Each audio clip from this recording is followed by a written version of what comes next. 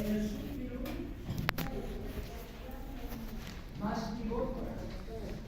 Las amebas están en el subfilo sarcodina. Entonces, los dos hacen parte del sarcomasticófilo. O sea, las amebas y los flagelados. Las amebas tienen organismos de locomoción temporales, ¿verdad? Estructuras de otros pseudómonos. No se llaman pseudómonos, o sea, falsos pies. En cambio, los flagelados tienen estructuras estables que permanecen todo el tiempo y por tanto además son importantes no solo para el movimiento, sino que nos ayudan en la clasificación.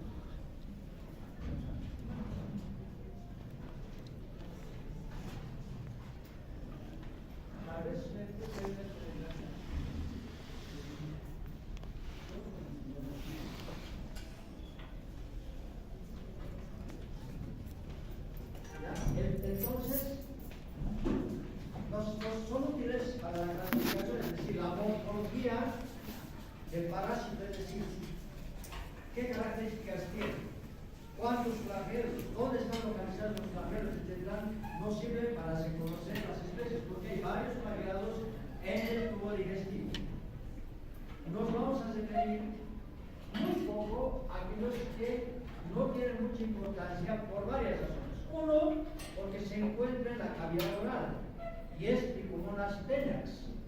Trichomonas tenax prácticamente tiene una patogenia muy controversial, es decir, algunos dicen que puede ser patógeno y otros que no. Y aquellos que defienden que puede ser patógeno estarían relacionados principalmente con la plaga dental. Y en la plaga dental, de alguna forma, sería la versión de las caras. ¿Sí? Pero no nos gustaría prácticamente más que lo que les acabo de decir. La otra situación está relacionada a otros flagelados del tubo digestivo, como son dientameba fragilis. Dientameba fragilis, uno ya automáticamente se acuerda de entameba, del portero entameba. ¿Y por qué dientameba? Porque tiene dos núcleos. Y la característica es que no se visualizan los flagelos. Entonces se suponía que era una ameba, por eso el nombre de dientameba, es como una entameba de dos núcleos, es una etapa de trofozoito, porque solamente tiene trofozoito. Más adelante se identifica que corresponde a un flagelado. Entonces no se le ha cambiado el nombre, ya no tendría que llamarse dientameba. Pero ya que se conoce así la especie, así ha sido descrita, entonces se mantiene con ese denominativo. ¿Ok?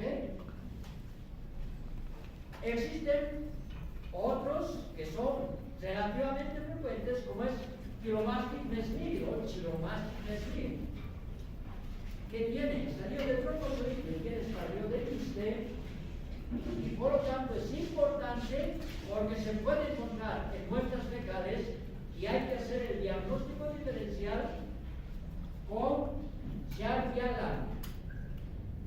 Es fácil el diagnóstico diferencial, pero además hay que tener en cuenta que puede en algunos casos, ¿sí?, estar relacionado con cuadros diarreicos. Eso es todavía discutido, pero podría provocar cuadros diarreicos principalmente en ancianos cuando hay altas cargas.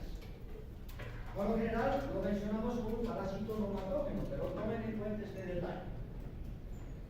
Otro parásito flagelado del intestino, ¿sí?, es Enteromonas hominis, que no es patógeno, tiene estadio de trofozoito y quiste, pero también es importante porque los quistes se parecen mucho a los quistes de Yardia lamblia.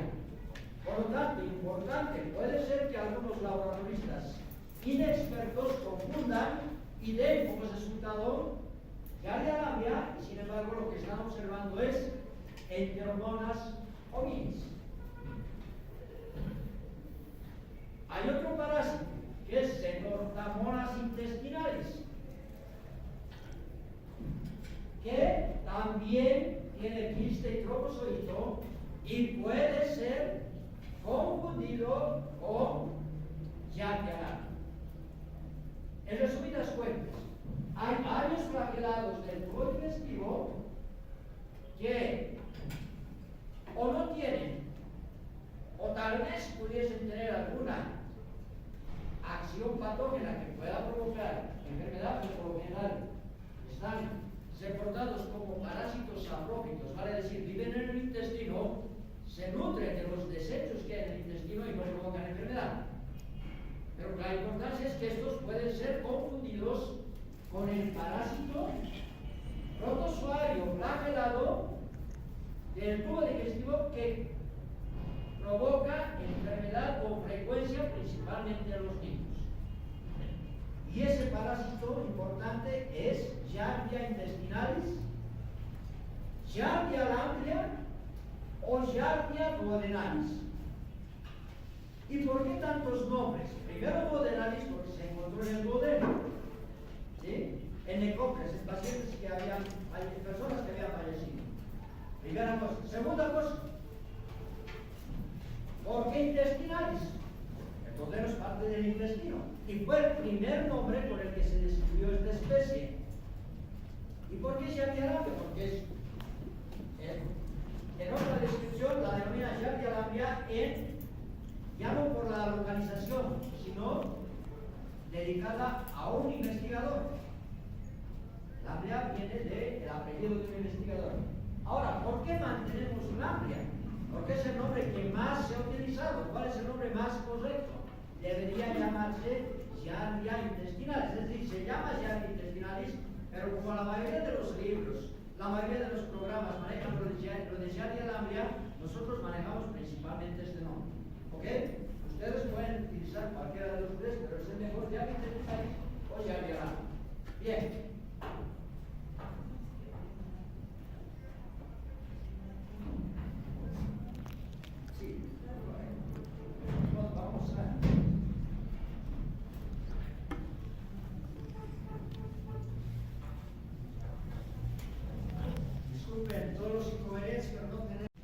Eddie, si te puedes subir al banco, tendrías que poner.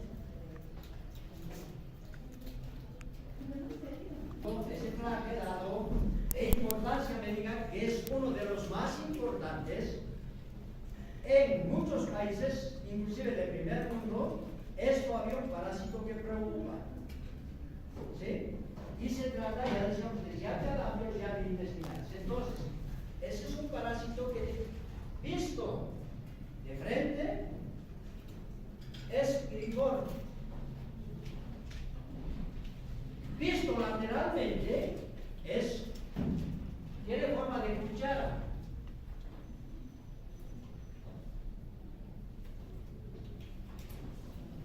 Entonces es un protozoario plano, más o menos plano. ¿Ok? En la parte anterior tiene una estructura así como una concavidad a manera de ventosa, no es una ventosa, es a manera de ventosa que se denomina disco suctorio. En esa parte están localizados dos núcleos.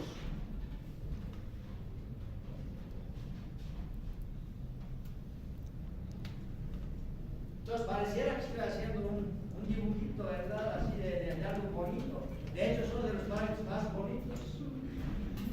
Entonces, tiene dos núcleos en su etapa de trofozoito.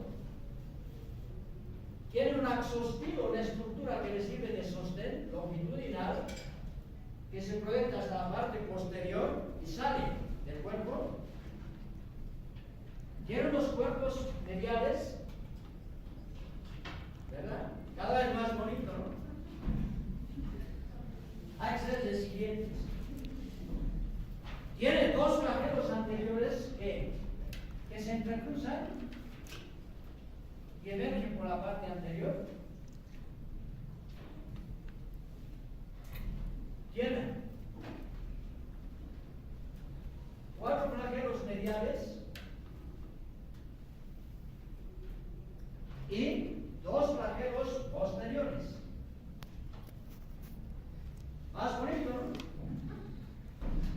Entonces, es un parásito muy bonito en su etapa de trofozoito esto lateralmente, se darán cuenta, no vamos a notar todas estas estructuras, sin embargo lo que podemos ver, ¿sí? De esta forma de cuchara, y a veces se pueden notar los flagelos. Lo importante que es en esta etapa que el parásito se fija a las velocidades intestinales de la mucosa duodenal. Entonces, sabemos que el epitelio intestinal presenta velocidades. ¿Para qué son las velocidades? Para aumentar la superficie de absorción, ¿verdad? Es nada más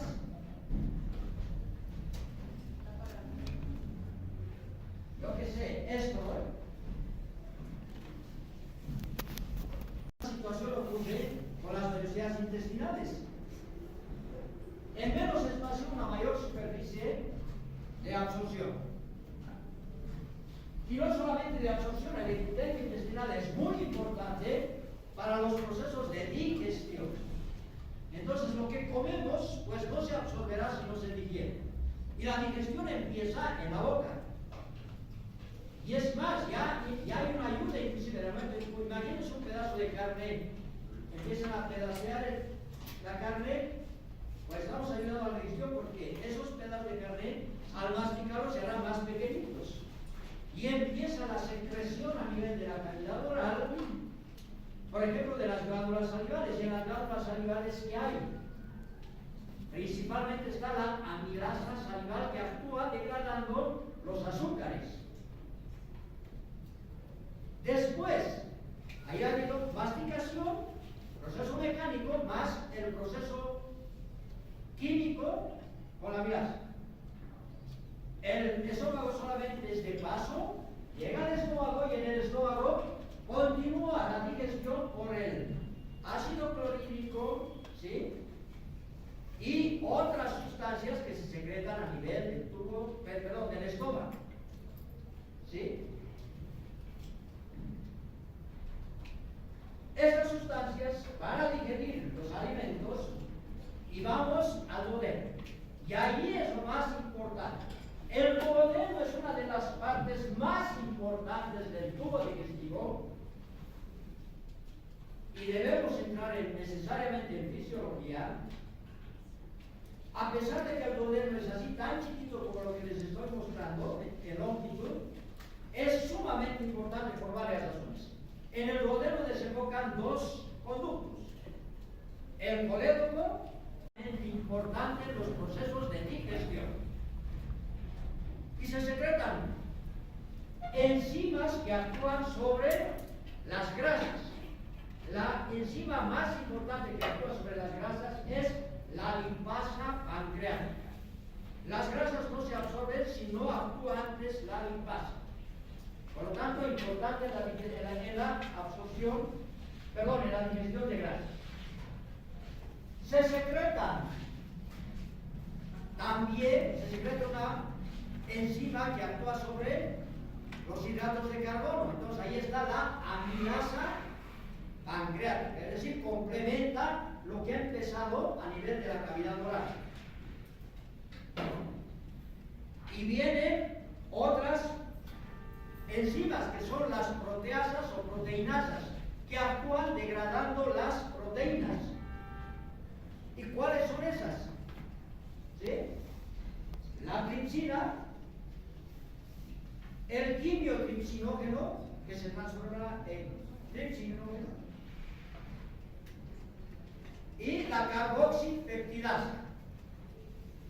Son las tres proteasas que se secretan a nivel del duodeno, del páncreas, y pasan por el conducto pancreático al duodeno. Y van a digerir las grasas. Vale decir, si no se secretan estas enzimas, no se absorben ni carbohidratos, ni proteínas, ni grasas. Por lo tanto, no se absorbe. Simple subsistir sin esas moléculas. Nos morimos. Vean, un pedacito de intestino tan importante. Ahora, Porque si los disacáridos no se pueden absorber.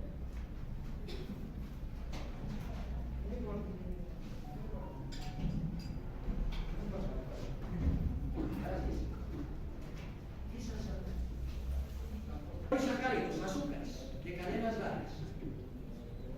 La amilasa actúa y los transforma en disacáridos, es decir, dos monoazúcares. Pero los disacáridos tampoco se pueden absorber. Entonces, y ahí vienen las células del duodeno, que secretan otras enzimas que se llaman disacaridasas.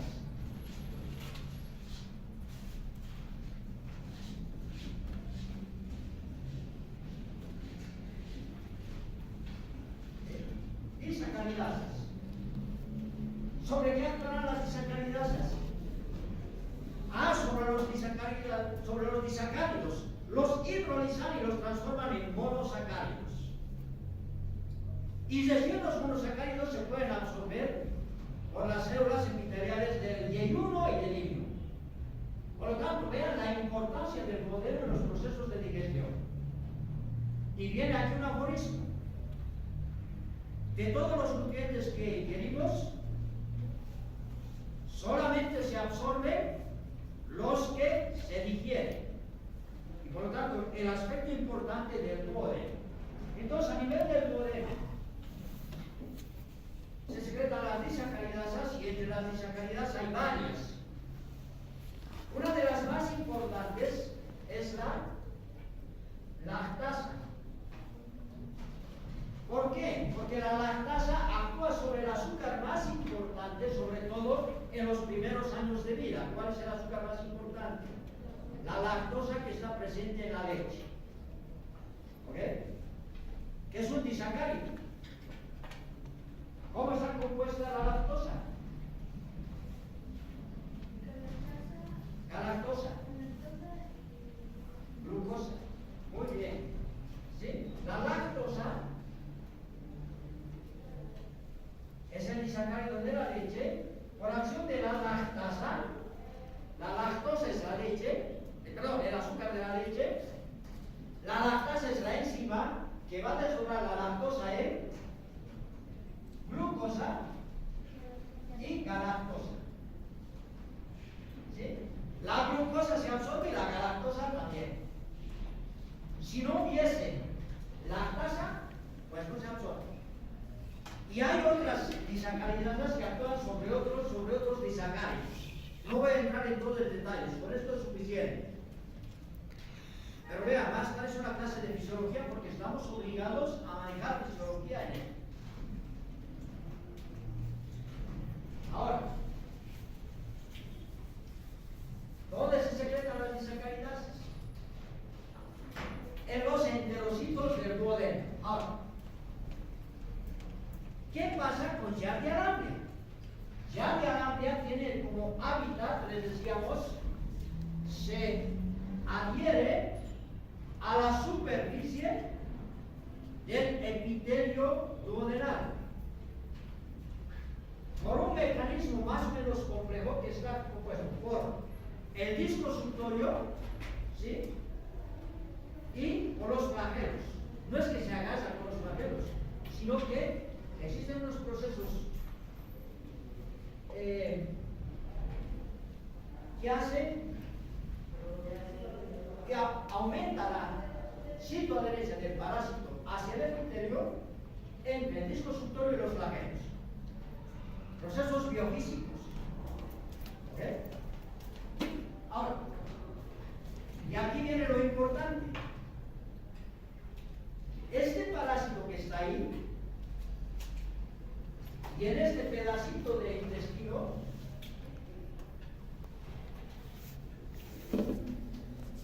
puede tapizar todo el epitelio duodenal.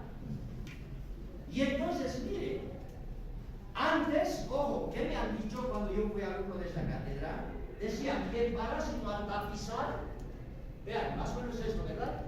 Esto es de chiquito, perdón, de grande. Entonces al tapizar provocaría una vasera mecánica y por lo tanto no se absorben los nutrientes. ¿Ok? No se absorben. Bloqueo. ¿Ya? Para contextualizar en nuestra realidad, ¿no? Bloqueo. Ojo, y me enseñaron eso. Pero ¿acaso no hay que acordarse de fisiología y revisar las cosas y de bioquímica y entender cuánto se absorbe en un pedacito de intestino? Y se acordar una cosa, solo se absorbe lo que se digiere. ¿Dónde se digiere? Un poquito en la boca, un poquito más en el estómago, a veces de manera significativa, pero gran parte, los mayores procesos de digestión ocurren en este pedacito de intestino, que de hecho está dibujado muy grande, ¿verdad? Para que se vea un poco atrás. Entonces imagínense, pero más o menos la pregunta. Entonces, pero se está obstruyendo la absorción, la pregunta es, ¿pero ahí se absorbe? ¿No es que ahí se digiere? ¿No? Y entonces, el bloqueo y los parásitos, como no dejando entrar los nutrientes, igual no van a entrar, no están digeridos. Por lo tanto, el hecho de que sea la barrera mecánica el principal mecanismo de acción por el que el parásito causa daño, aunque no crean, todavía es manejado por la gran mayoría de profesores, felizmente no en este piso. ¿Sí? Entonces, el principal problema de la cianobiosis es que hay mala absorción de nutrientes, pero no porque el intestino no puede absorber los nutrientes, sino porque no se han digerido. ¿Entienden? O sea, hay mala absorción en la cianobiosis, pero esa mala absorción es secundaria a la mala digestión. ¿Pero qué pasa? Pero el parásito está bloqueando, o sea, no está permitiendo que las enzimas salgan. No es que no echen los nutrientes, no están así. Y aquí viene lo que es la fisiopatología de la cianobiosis, que tal vez no está explicada así en los libros. ¿Sí? Vean, el parásito está ahí. Se pica. ¿Hay una acción mecánica? Sí, hay una acción mecánica, el parásito está ahí.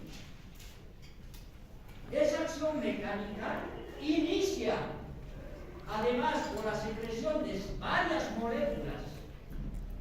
¿Sí? El parásito secreta moléculas, sustancias, y entre esas hay sustancias tóxicas que van a dañar las vellosidades del epitelio intestinal. No nos olvidaremos que un enterocito es esto. Es una célula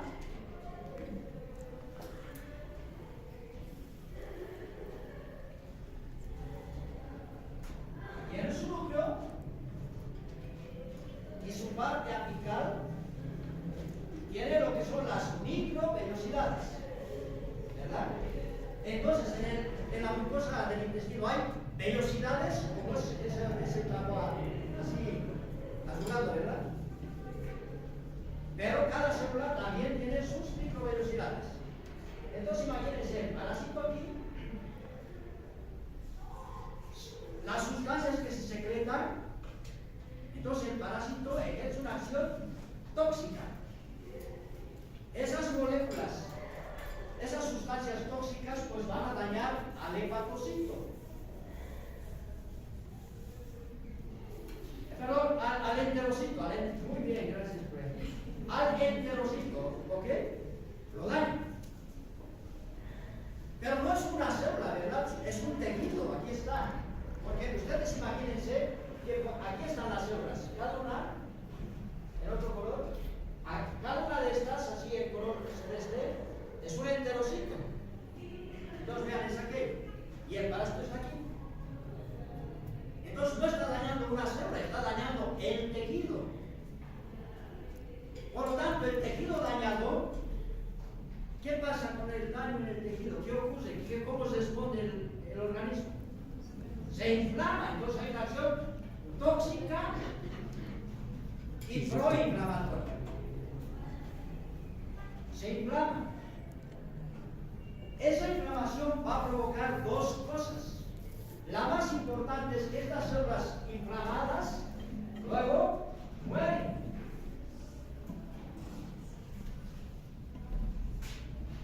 Mueren esas células y obviamente luego están las células por debajo, ¿verdad? Van a ser sustituidas por células nuevas, entonces habrá nuevos enterocitos. Pero esos nuevos enterocitos todavía son jóvenes y no pueden secretar las sustancias de manera adecuada. Entonces, como que tienen que ir madurando, ¿verdad? Entonces, esos enterocitos jóvenes no secretan suficiente cantidad de, por ejemplo, disacaridasas. Pero no solamente eso. Si el epitelio intestinal es así, no estoy hablando de eso, ¿verdad? No estoy hablando de la célula, porque cada célula está aquí. Se van desprendiendo las células, se va inflamando, y después de la inflamación, ¿qué hay? En todos los tejidos. Hay la separación. Y la separación es una cicatriz, hay el proceso de separación. Entonces, ¿qué va a ocurrir? De que ese proceso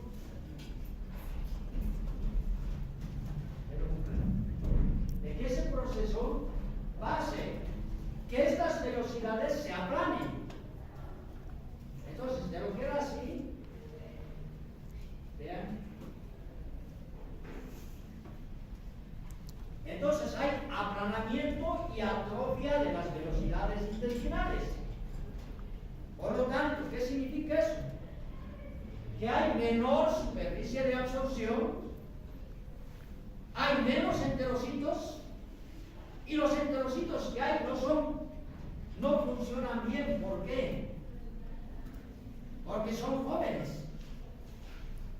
¿Qué significa eso en líneas generales? Que habrán pues menos disacaridasas. Y no solamente eso, sino que el funcionamiento del duodeno también actúa ¿para qué? Estimula la secreción pancreática, estimula la secreción biliar. Si no está funcionando bien el duodeno, pues tampoco hay una buena secreción pancreática, no hay una buena secreción biliar. En resumidas cuentas, no se están secretando las sustancias y esas sustancias no están llegando a el duodeno, o están llegando en poca cantidad. Si hay menos disacaridasas, si hay menos proteasas, si hay menos lipasas, no se digieren bien los hidratos de carbono, las proteínas y las grasas. Y esa es la causa del problema. ¿Por qué? No es que los alimentos están mal, están bien, pero no se pueden absorber. ¿Dónde se absorben? En el yeyuno y en el ilio principalmente. No está dañado el yeyuno, no está dañado el ilio. Pero, ¿qué pasa? A pesar de estar bien el resto de intestino, casi 7 metros de intestino está bien, ¿sí? Igual lo pueden absorber. Pero no porque han perdido la capacidad de absorber, sino porque no se han digerido los nutrientes. Y esa es la causa para que la persona que tiene giardiosis, si la giardiosis es importante, provoca atrofia de las velocidades intestinales, aplanamiento y atrofia de las velocidades intestinales.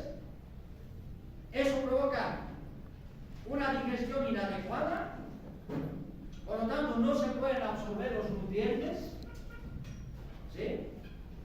Los azúcares se absorben como monosacáridos. Las proteínas como aminoácidos. Si no hay aminoácidos, hay pedacitos de proteínas que son péptidos, no se absorben. Entonces, ¿qué pasa? ¿Qué va a ocurrir en el intestino? Habrán alimentos sin digerir.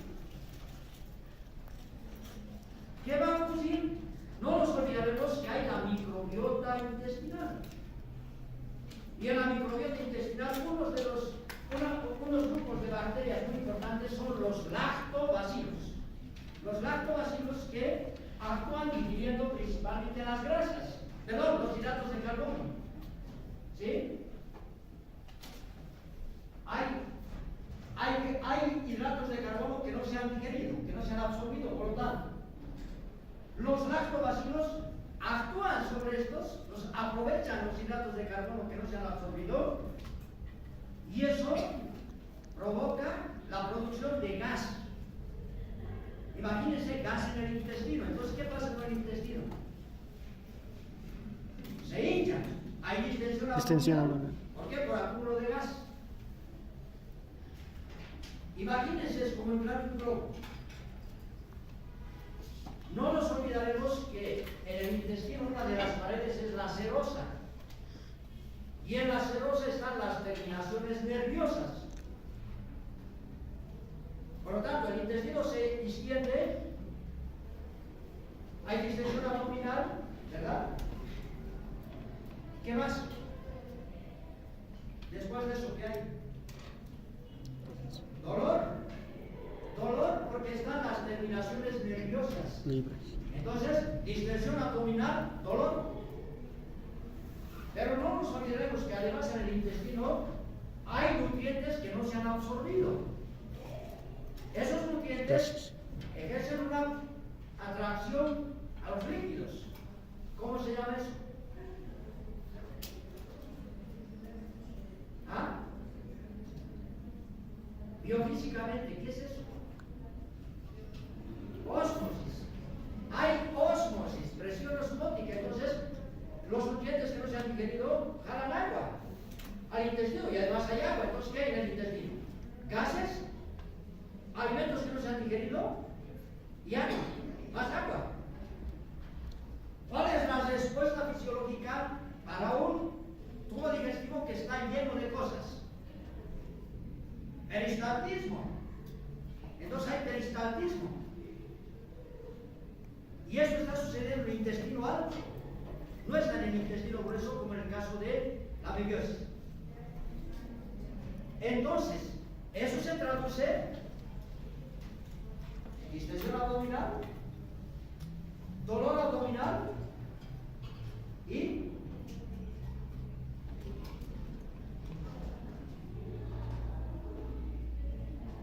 diarrea. Es el cuadro clínico característico de la diarreosis. Y dependiendo, si el cuadro clínico es, dependiendo de la gravedad, si es más grave, las diarreas serán más abundantes, pero no son frecuentes en la bebiasis, no son completamente líquidas, son pastosas, mucosanguinolentas, frecuentes, pero en poca cantidad. Aquí no, es intestino delgado, entonces las deposiciones son líquidas, abundantes, pero no muy frecuentes. ¿Ok? Yo qué sé, 4 veces, digamos, al día. Sí, o 4, pero en gran cantidad. ¿Ok? Entonces, si hay eso, si hay diarrea, ¿qué acompañará al cuadro clínico? Después de la diarrea, deshidratación. ¿Ok? Y entonces, si se deshidrata, pues se hunden los ojos, sobre todo en los niños. En los más pequeñitos, en los que todavía no se han cerrado las fontanelas, se hunde la fontanela. ¿Sí? El pliegue de la piel que se recupera fácilmente, pues queda como machucado. No se expira bien. Se dan cuenta que el panorama puede ser complejo. Ahora, miren una cosa. Pensaremos que la carga parasitaria, es decir, la cantidad de parásitos que ha ingresado al tubo digestivo, en su etapa de quiste, es poca cantidad. Pero este parásito que está en el intestino se va a ir multiplicando por un proceso que es la fisión binaria. Es decir, de un parásito se forman 2. En su etapa de trofozoide. Si estas infecciones son de hace mucho tiempo, a pesar de que había pocos parásitos en un principio, progresivamente se va incrementando la cantidad de parásitos. ¿Por qué? Porque el parásito se va multiplicando en su etapa de trofozoito en su hábitat por fisión binaria. Entonces, cada vez más trofozoitos. Mientras más trofozoitos haya, mayor daño en la mucosa. Entonces, por eso es que la cianiosis al principio casi siempre es asintomática. Después puede ser sintomática, pero con manifestaciones clínicas leves. Un poco de dolor, un poco de distensión abdominal, un poco de diarrea. Y se pasa. Y puede haber diarrea y se puede intercalar con periodos de estreñimiento. ¿Ok? Si el problema avanza más, va a ser una diarrea muy importante, con mucha deshidratación, pero también está ocurriendo que no se están absorbiendo los nutrientes. Entonces, lógicamente, además va a haber pérdida de peso. Y el daño puede ser tan importante, principalmente, en algunas personas que tienen déficit en su respuesta inmunitaria, no necesariamente SIDA, ¿okay? Por ejemplo, secretan insuficiente cantidad de anticuerpos por diferentes razones, puede ser hasta de nacimiento. En ellos, esto puede llegar al síndrome de mala absorción. Entonces, en una primera etapa de la cianiosis, las deposiciones, decíamos, son no muy frecuentes, líquidas, abundantes, pueden ser ácidas, puede haber excitación de la región perianal, o sea, puede doler mucho ya, antes de allá, y por el carácter ácido de las deposiciones. Las deposiciones tienen grasas. Por lo tanto, que no se han digerido, ¿verdad? Por lo tanto, flotan en el agua. Tampoco se está secretando bien la bilis, ¿verdad? Entonces las deposiciones son más claras, son pálidas. En llamarinas blanquecinas. Mientras más grave, pues más blanquecinas. Si el problema es mayor, no se habrán digerido bien los alimentos. Y entonces eso se llama lientería. Las heces lientéricas quiere decir, ha comido, maíz, ¿no? Fideito, ¿no? ¿Dan cuenta? Eso es lientería. La presencia de grasas en las heces es esteatosea. Las heces flotan y además son brillantes. Brillan. Y otra de las cosas, ¿cómo no se puede dar cuenta que un niño tiene cianiosis?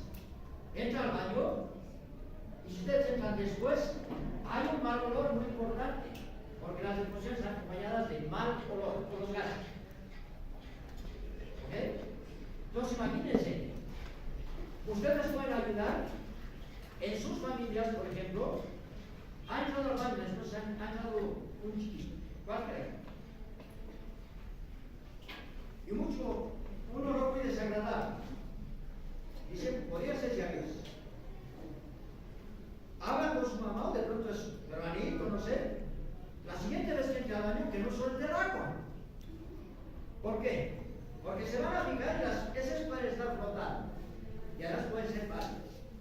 Entonces ya tienen un indicio. Pura clínica, muchachos, pura clínica. No estamos haciendo laboratorio todavía. ¿Ok? Entonces, he empezado de esto. Se han dado cuenta, he pasado a la parte de la fisiopatología, de la etiopatología, cómo se produce el daño, y no he hablado del ciclo biológico, porque el ciclo biológico es demasiado sencillo. El ciclo biológico está dado porque este es el trofozoico. Debemos hablar de la otra etapa morfológica, que es el quiste. Es un quiste ovoideo, bien característico. Realmente tiene la forma de el huevo de gallina. Vean, con un poro un poco más ancho que el otro. Extremos ojos. Doble pared bien líquida.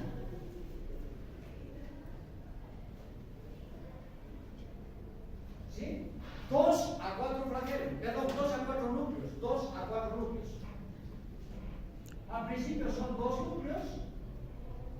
Y después el otro trofozoito, pues. Y ahí vienen los 2 núcleos. y luego 2 núcleos. Entonces, igual que las amebas, Giardia también se multiplica por fisión binaria y también se multiplica en su etapa de quiste y en su etapa de trofozoide. ¿Qué otra cosa hay? Hay cestos de flagelos. Y eso se puede ver. De hecho, los que han hecho práctica en estos días, pues han visto en la práctica. Aunque sean paredes muy chiquitos, sí. Y más o menos, el tamaño de Giardia lamblia en su etapa de trofozoide a lo largo, ¿sí?, está como en 15 micrómetros. El quiste, ¿sí?, 10 micrómetros o menos. Ahora, conociendo estas dos etapas, vamos a decir que la forma infectante es el quiste. ¿Y cómo ingresa? El quiste está relacionado con la contaminación fecal, al igual que el caso de las amebas. Por lo tanto, los quistes ingresan al organismo por ingesta de agua contaminada con quistes no hervida, ¿verdad? Ingesta de agua no hervida contaminada con quistes. Por ingesta de vegetales crudos contaminados con quistes de Giardia. ¿Cómo ha ocurrido eso? Por el fecalismo.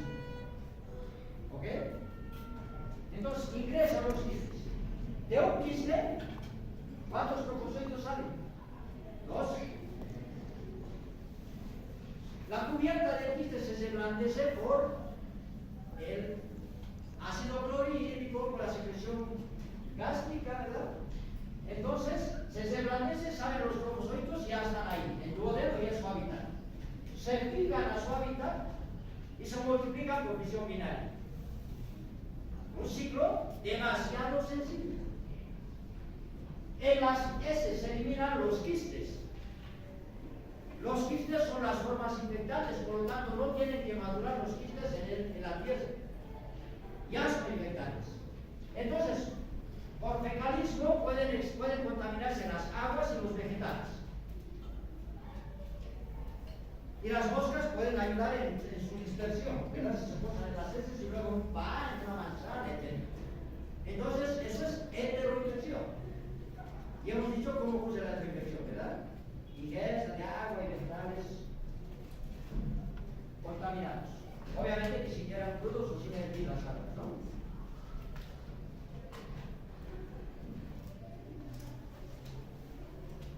La vía de infección oral, la forma infectante, el quiste. En el duodeno y el parásito se multiplica por fisión binaria. Un ciclo biológico extraordinariamente sencillo. Y al eliminarse las formas infectantes ya en las heces, por lo tanto puede haber autoinfección externa, no interna, externa. ¿Okay? No hay infección interna, por si acaso, autoinfección interna, autoinfección externa. Pero no solamente autoinfección externa, porque la persona que está eliminando quistes no se lava las manos y luego prepara una lechuguita para sus amigos y les damos al cuchillo, pues se están infectando también por la manipulación de alimentos. Y nuevamente, al igual que en las amebas, es importante la presencia de portadores asintomáticos, porque muchas personas están en condición de portadores asintomáticos y por lo tanto son una importante fuente de infección. Esas personas que están como portadoras asintomáticas pueden llegar a tener síntomas en la medida en que se va incrementando la carga parasitaria por la multiplicación por fisión binaria de los trofozoides en su hábitat. ¿Okay? La giardiosis es un problema frecuente, principalmente en los países de tercer mundo. Mientras más pobreza, más giardiosis. Sobre todo en aquellos lugares donde no hay agua potable. Sobre todo en aquellos lugares donde no hay alcantarillado, porque el alcantarillado, si no hay alcantarillado, pues hay más fecalismo. Si no hay agua potable, es más fácil que se infecte. Pueden tomar agua, yo que sé, de vertientes y más que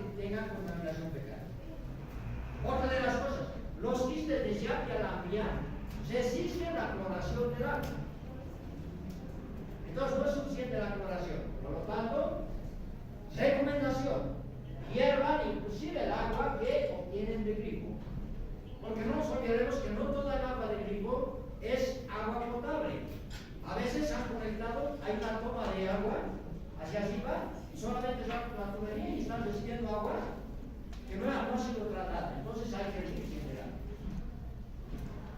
Los quistes son muy resistentes. Otra de las cosas importantes, ¿sí? Al ser un parásito que se transmite fácilmente, imagínense, es muy frecuente en las poblaciones, por ejemplo, que han sido desplazadas. Ejemplo, en situaciones de guerra. Viven en hacinamiento, no tienen servicios higiénicos, dejan donde sea, hay contaminación ambiental, hay más moscas, las moscas actúan como vectores mecánicos. Es posible que no tengan agua potable suficiente, beben agua contaminada y se infectan. Es frecuente que en las poblaciones detectan diagnosis, le hacen tratamiento, el medicamento funciona y se vuelven a infectar. ¿Por qué? Hay que pensar que la fuente de agua es el origen del problema. O los hábitos alimenticios. Pueden estar comiendo, yo qué sé, lechugas infectadas. Y esto ocurre con mucha frecuencia. Ahora, es de las manifestaciones clínicas. ¿Sí? ¿Cuáles serán las más características? Primero, distensión abdominal. La distensión abdominal provoca Dolor. abdominal. Y luego, Gases. diarrea. Esta triada clásica de la diagnosis sintomática se presenta principalmente después de la ingesta de leche. ¿Se entiende, verdad? Porque se toma leche, pues no se absorbe la lactosa y se presentan las manifestaciones clínicas.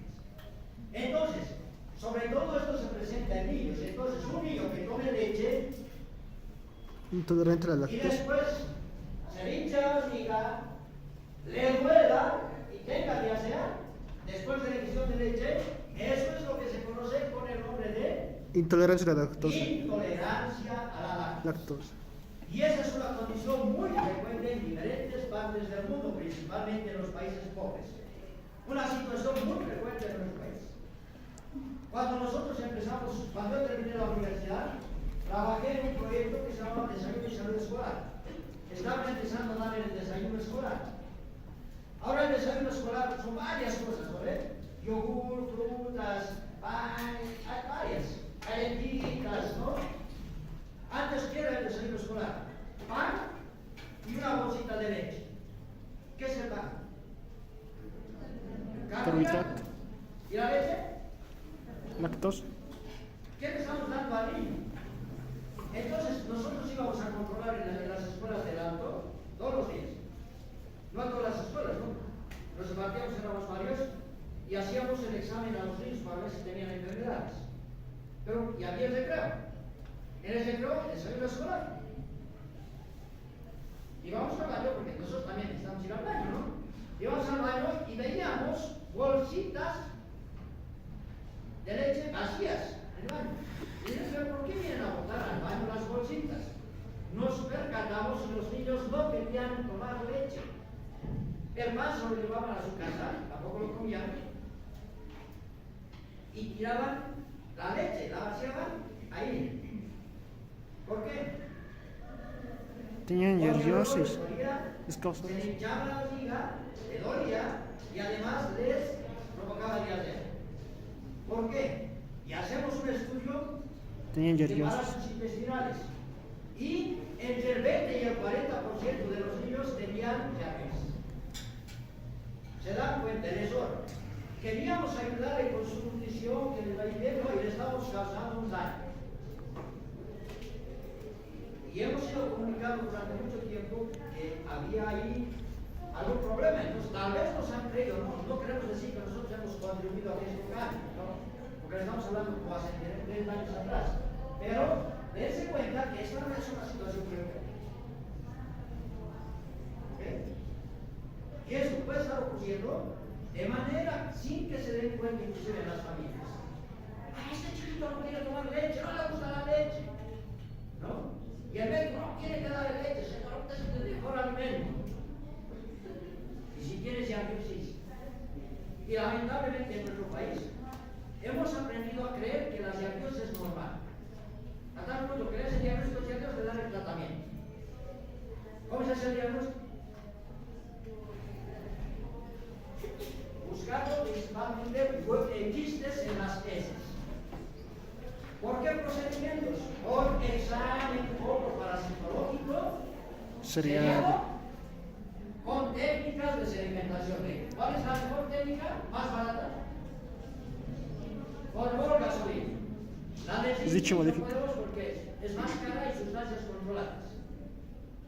¿Ok? Se pueden utilizar otras técnicas, pero mejor sellado, mejor por concentración. Por concentración con sedimentación, ¿no?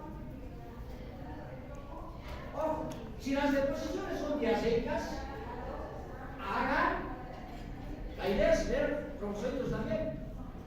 ¿Qué examen? Examen directo en preso. ¿Ok? ¿Han hecho el diagnóstico? ¿Con qué se hace el tratamiento? Principalmente con metronidazol. No vamos a hablar de las dosis y demás porque estamos en curso básico todavía. ¿Sí? Se le hace el tratamiento con metronidazol. 5 días. Ahora, y se calcula la dosis por kilogramo de peso. Se puede utilizar diabendazol, tinidazol, ornidazol también. Hay otros medicamentos, pero por lo general va bien con el metronidazol, aunque ya hay resistencia. Otra de las cosas, si hay alambre, antes pensamos que era una antroponosis, es decir, una infección solamente del humano, y no es cierto, ahora es una zoonosis. Es una zoonosis donde existen varios genotipos, del genotipo A al genotipo G. A, B, C, D, E, F, G, 7 genotipos. De esos genotipos, el genotipo A y B son genotipos zoonóticos, vale decir que infectan al hombre y a otros animales. Entre los otros animales están las mascotas, perros, por ejemplo, y animales silvestres. Y los genotipos, desde el C hasta el G, son genotipos solamente exóticos, vale decir que no infectan al humano. ¿Cómo los diferenciamos? Morfológicamente son idénticos. Se los diferencia solamente por biología molecular. ¿Ok? ¿Cómo se previene? ¿Sí? Lo más importante, provisión de agua potable y alcantarillado, con medidas de control, educación sanitaria para evitar la transmisión y las medidas de profilaxis. Lavarse las manos después de ir al baño, lavarse las manos antes de comer, hervir el agua para tomar,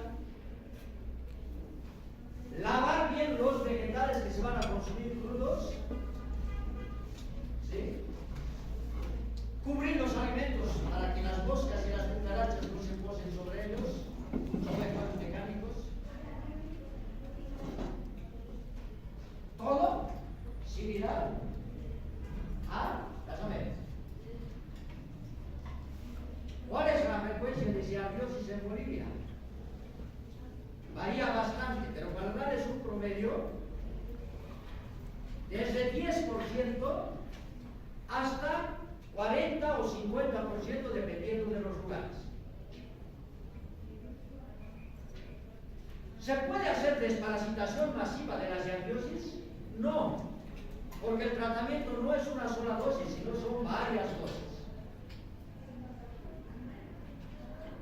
Y cuando a un niño se le hace tratamiento y tiene esas manifestaciones clínicas, a pesar de que el tratamiento sea efectivo, las manifestaciones clínicas no cambian en nada, sigue igual.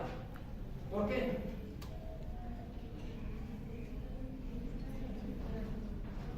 Porque permanece, el daño está permanente, eliminado al parásito, pero el daño está exactamente igual. Por lo tanto, eso hay que explicarle al familiar, al paciente, y decirle, todo va a seguir igual, le va a seguir doliendo y demás. Va a seguir con diarrea, no va a mejorar nada. ¿Por qué? Porque hay que esperar que se recupere la arquitectura y la estructura normal de la mucosa duodenal. Y eso tomará mucho tiempo si es muy grave. Si no es muy grave, pues tomará algún tiempo, ¿verdad? Y en otro caso será más o menos rápido. Adicionalmente, el tratamiento, miren, ¿qué hacemos los médicos? Le damos solamente eso y nos olvidamos. Pero ojo, el paciente tiene problemas de absorción. No importa la edad que tenga, no leche. ¿Qué hacemos? ¿Yogur? El yogur son monosacáridos ya. Entonces no le estamos quitando la leche, es lo mismo solamente que yogur. ¿Verdad? Además, ¿sí? Le decimos que consuma propóleo. ¿Qué es el propóleo? Es un derivado, ¿sí?, de la cera de los panales de abeja, ¿verdad?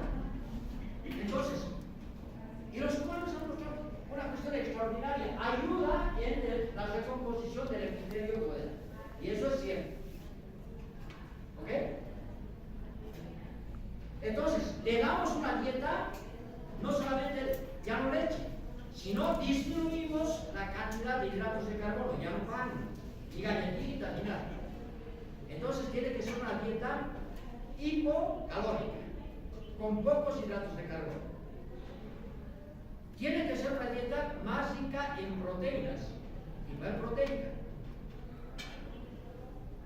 ¿Ok?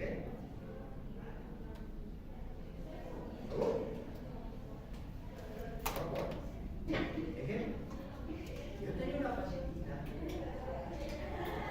de 2 años que pesaba como si, tenía el tamaño como si tuviese 6 meses, ni siquiera caminaba, apenas caminaba.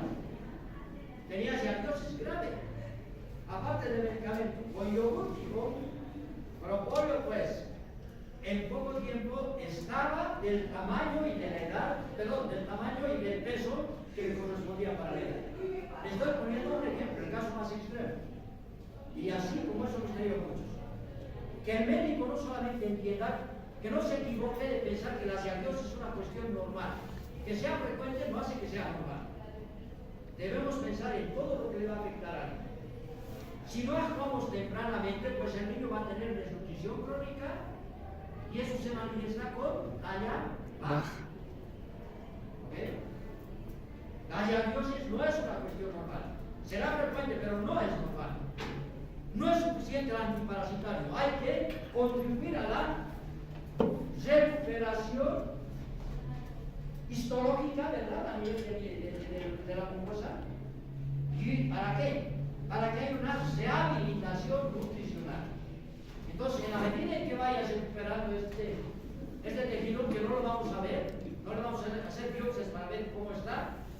Se puede hacer biopsia de mucosa duodenal, ¿verdad? Lo que vamos a hacer es ir incorporando ya progresivamente a una dieta normal.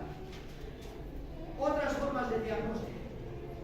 Ya hemos dicho que puede ser en las heces se buscan quistes. Si son heces líquidas, se buscan compuestos y quistes. Una forma para tener contenido duodenal sin tener muestras de heces es hacer un sondaje duodenal y aspirarlos. ¿Y qué vamos a tener ahí? Contenido duodenal con trombocitos. Otra forma es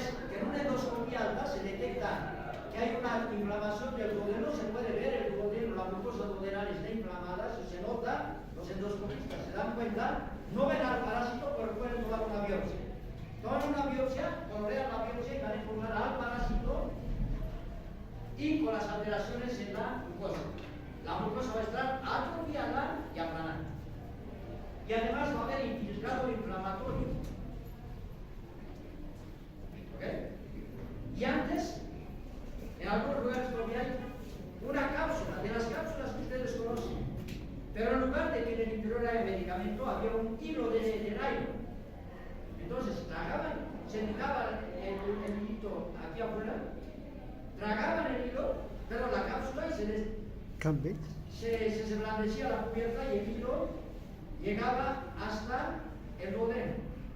Entonces absorbía contenido duodenal, sacaban el hilo, exprimías el hilo y ahí tenías contenido duodenal. Eso se llama cápsula de Bell.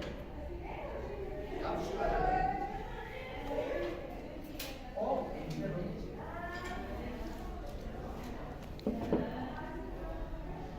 Lo he buscado, nunca lo he encontrado aquí. Entonces, para información, existe esa posibilidad. Pero probablemente no hay porque nadie compra. También se pueden buscar coproantígenos, es decir, se hacen pruebas en laboratorio donde ya no se busca el parásito, sino las sustancias que el parásito produce. Eso se llama coproantígenos. Y se pueden buscar coproantígenos, por ejemplo, con técnicas de ELISA. Y para hacer el diagnóstico de qué genotipos, hemos dicho, el A y B son zoonóticos, ¿verdad?